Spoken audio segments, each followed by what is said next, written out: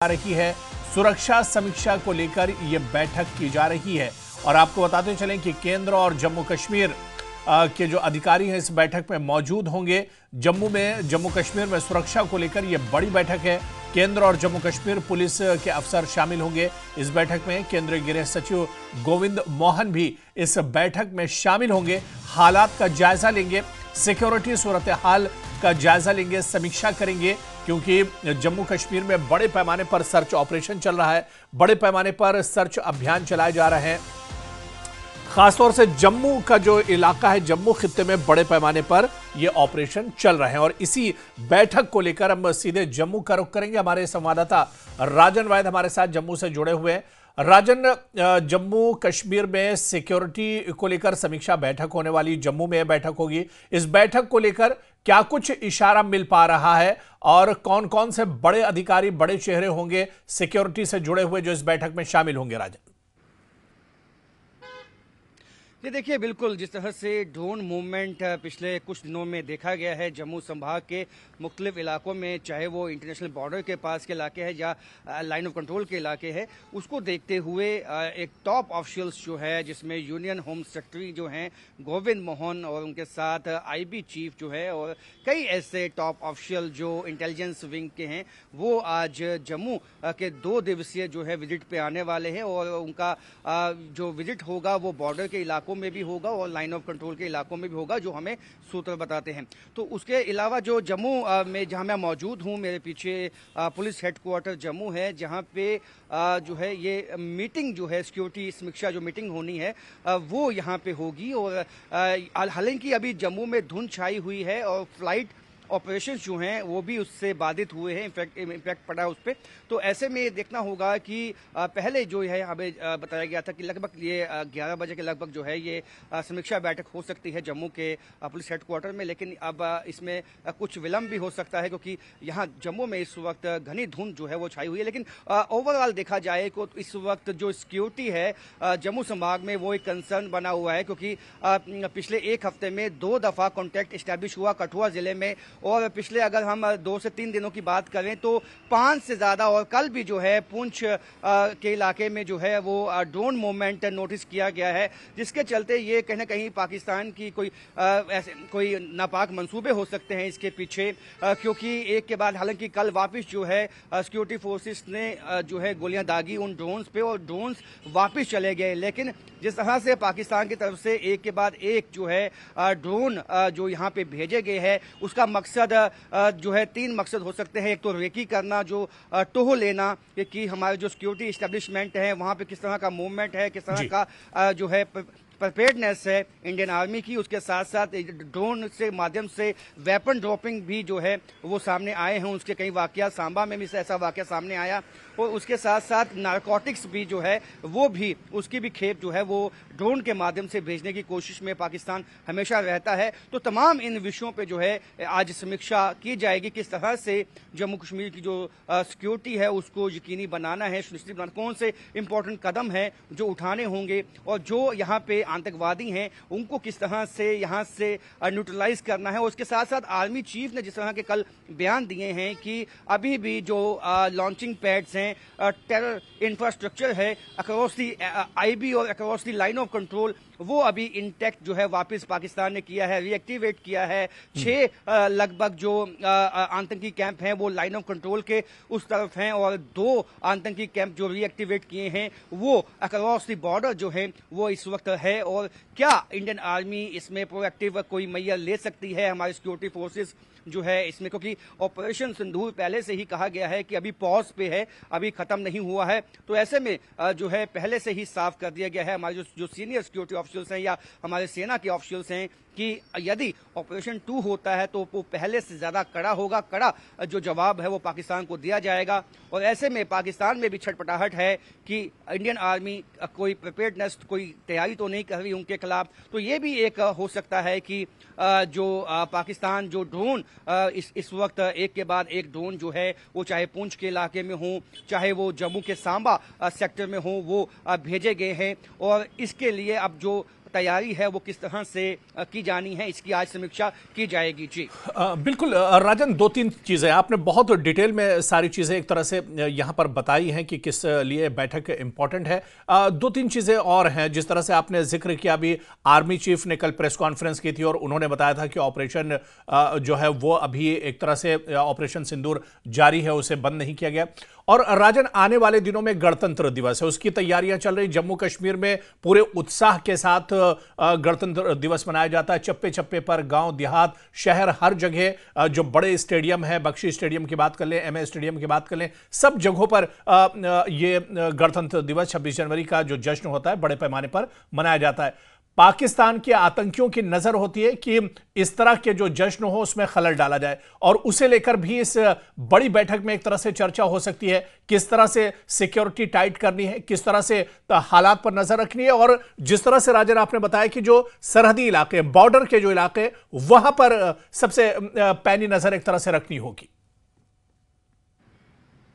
बिल्कुल, आपने सही कहा। देखिए, अभी से ही हाई अलर्ट जो है वो समूचे जम्मू कश्मीर में घोषित है, और ऐसे में जो हमने कई अपनी रिपोर्ट्स में दिखाया है किस तरह से सिक्योरिटी फोर्सेस चप्पा चप्पा, चाहे वो खेत खलियान हों, चाहे वो जंगल के इलाके हों, पहाड़ी के इलाके हों, यहाँ सरहदी इलाकों के पास उनको छानने में लगी हुई है, क्योंकि कई तरह के इनपुट्स जो हैं वो सिक्योरिटी फोर्सेस के पास है कि जो पाकिस्तानी आतंकवादी हैं उनकी मौजूदगी इस वक्त कठुआ, सांबा, पुंछ, मेंढर इन इलाकों में है, और इसके चलते जो है व्यापक तलाशी अभियान इन सभी जिलों में चलाए हुए हैं, और किस तरह से जो टेक्नोलॉजी का भी इस्तेमाल इसमें किया जा सकता है, और किस तरह से जो पाकिस्तानी आतंकवादी हैं, जो लगभग जो है 30 से 40 की संख्या है पाकिस्तानी आतंकवादी जम्मू संभाग में एक्टिव हैं, उनको किस तरह से न्यूट्रलाइज करना है, इस पे भी चर्चा हो सकती है कि किस तरह से जो है जो गणतंत्र दिवस की जो तैयारियां हैं उसमें खलल ना पड़े, जो लोग हैं खुल के जश्न मना पाएं, इस बात को यकीनी बनाने के लिए क्या इंपॉर्टेंट कदम उठाने चाहिए, इन सब बातों पे जो है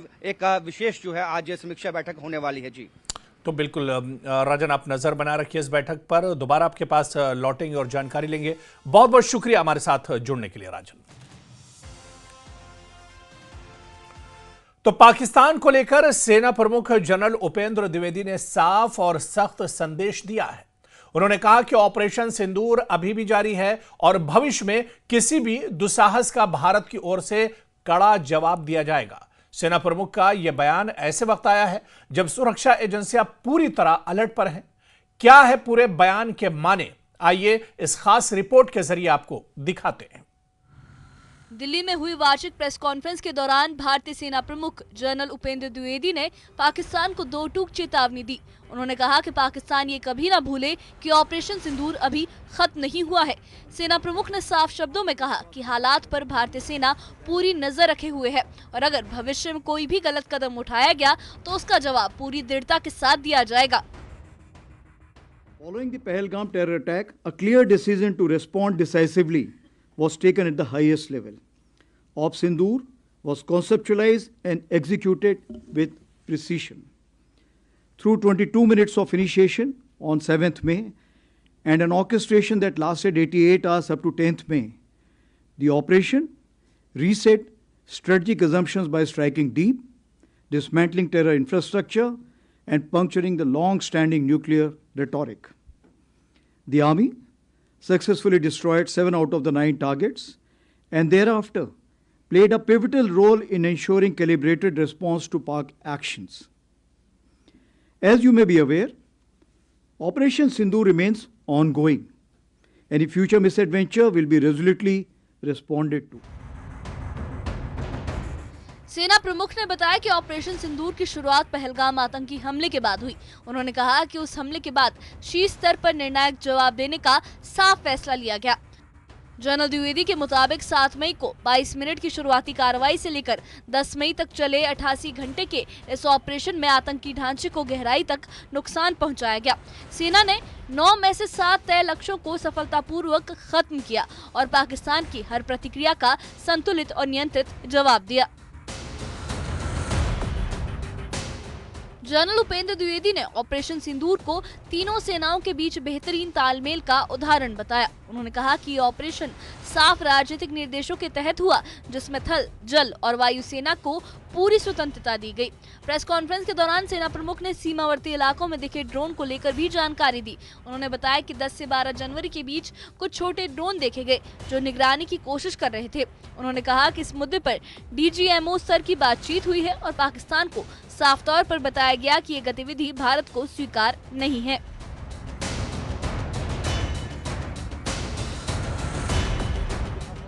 वहीं NC सांसद आगा रोहिल्ला ने पाकिस्तान से बातचीत की वकालत की है। आगा ने कहा कि ऑपरेशन सिंदूर में यही सबक मिला है कि युद्ध किसी समस्या का समाधान नहीं है और भारत सरकार को पाकिस्तान और चीन के साथ बातचीत करनी चाहिए।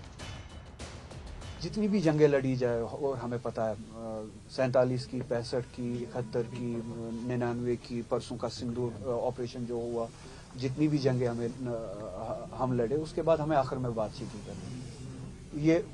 ये एक वाज़ेह हकीकत है, ये एस्टैब्लिश फैक्ट है, इससे कोई इनकार नहीं। तो बेहतर है कि जाने गंवाने से पहले ही अगर हम बात करें, हमारे फौजियों की ही जाने बचे, बॉर्डर पे जो लड़ते हैं फौजें, उनकी ही जाने बचे, शहरियों की ही जाने बचे, इस पार भी उस पार भी। उससे पहले अगर बात हो सके और मामले को हल किया जा सके, वही ह्यूमन और सिविलाइज तरीका है बात करने का। आखिरकार हमें भी पता चला कि 12 दिन के 10 दिन के बाद या 4 दिन के बाद जब ये ऑपरेशन सिंदूर हुआ कि जंग कोई रास्ता ही नहीं है, जंग कोई सोल्यूशन ही नहीं है, वो बंद करना पड़ा। आखिरकार हम भी, हर कोई ये समझता है कि जंग और वायलेंस कोई तरीका नहीं है। आखिरकार हमें ह्यूमन तरीके से बैठ के, पाकिस्तान से भी या चाइना से भी बैठ के हमें इन इश्यूज पे बात करके बात को हल करना चाहिए। कुल मिलाकर सेना प्रमुख का संदेश बिल्कुल साफ है। ऑपरेशन सिंदूर अभी जारी है और भारत किसी भी तरह की चुनौती के लिए पूरी तरह से तैयार है। सेना, सुरक्षा एजेंसियां और तमाम संस्थाएं मिलकर हालात पर पैनी नजर रखे हुए हैं। पाकिस्तान की ओर से अगर कोई भी दुस्साहस होता है तो उसका जवाब सधा हुआ, सटीक और करारा होगा। Bureau report, news 18। भारतीय सेना के प्रमुख जनरल उपेंद्र द्विवेदी ने आज दिल्ली कैंट के करेपा परेड ग्राउंड पर आयोजित NCC रिपब्लिक डे कैंप 2026 में हिस्सा लिया। ये दौरा NCC कैडेट्स के लिए बेहद प्रेरणादायक रहा, जहां उन्होंने युवा कैडेट्स का हौसला बढ़ाया। बता दें कि यह कैंप 30 दिसंबर 2025 को सर्वधर्म पूजा के साथ शुरू हुआ था और लगभग 1 महीने तक चलेगा। इसमें देश भर से कुल 2406 कैडेट्स भाग ले रहे हैं। विभिन्न राज्यों, केंद्र शासित प्रदेशों, जम्मू कश्मीर, लद्दाख, उत्तर पूर्वी क्षेत्रों के साथ साथ कुछ विदेशी कैडेट्स भी इस कैंप में शामिल हैं।